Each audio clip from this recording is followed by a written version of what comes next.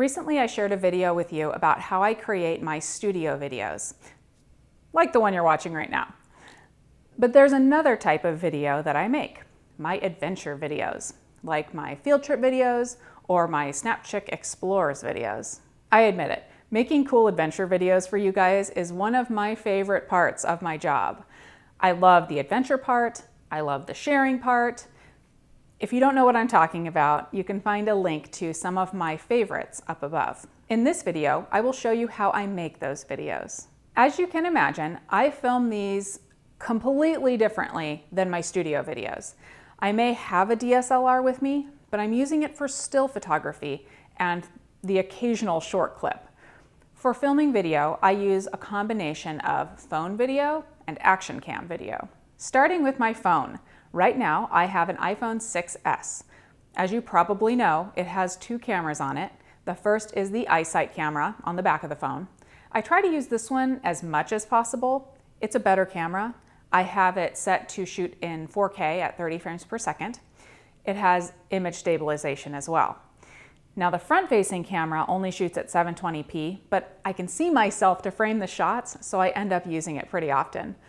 I either hold the phone in my hands or I have a selfie stick that I purchased at Target for $5. My phone is always with me, so it is the very easiest to shoot with, and I use it the most.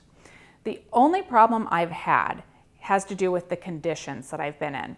I've been in snow and rain, where I end up needing to tuck my phone away in a dry place instead of using it. And I've often been in very cold conditions when my phone has completely shut down on me. It's a pain. I typically carry a USB charger with me, and I'll tuck the phone in a pocket next to my body to warm it back up. Then I can use it for at least short periods of time. I've also used chemical hand warmers to heat it back up. Now the other camera I use is an action camera. I have a few options, but the one that I use the most is the Garmin Virb Elite. This is the last generation Virb. There's a new one out.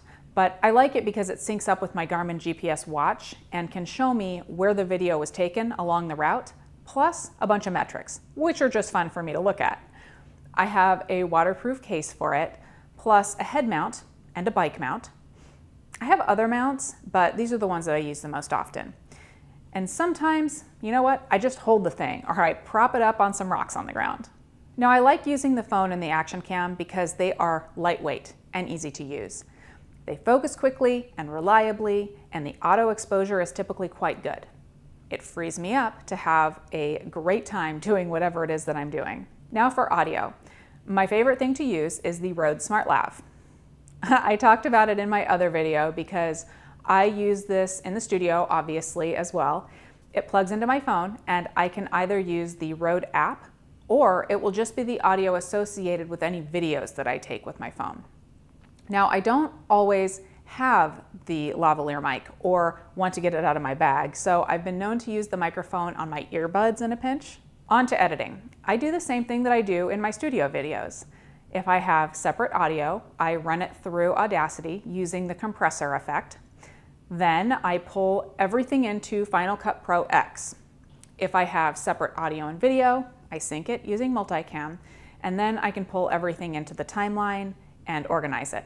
One thing I've been doing more often in my adventure videos is adding music. I have a subscription to Audio Blocks, a stock audio site.